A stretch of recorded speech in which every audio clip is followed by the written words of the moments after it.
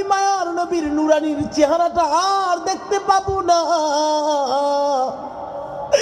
আল্লাহ, আমার ওই চোখটা আমি আর চাই না। আমার এই চোখের দৃষ্টিটা আমার আর দরকার নাই।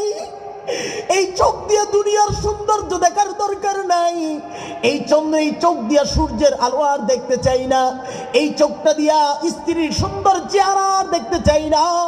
এই চোখটা দিয়ে আমার সন্তানের চেহারা আমি আর দেখতে চাই না।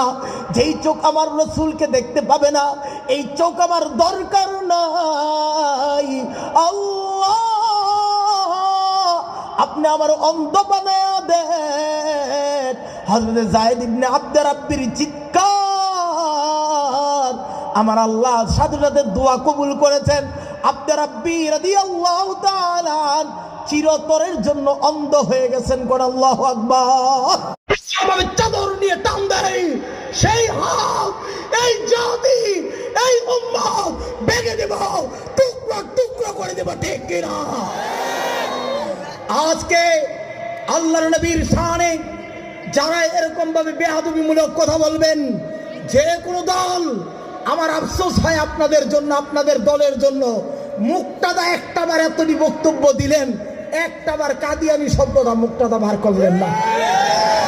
এই দেখেন নাই, অন্যরা দেখেন নাই, এই একটাবারও মুক্তাদা কাদিয়ানি বার করতে পারলেন না। আপনি কি এর দলটা যে করবেন, কি আর যে মদিনার সনদটা দিয়ে দেশ চালাইবেন, এটা আপনাকে কথাতেই আমরা বুঝি। কথা কোন ঠিক কিনা?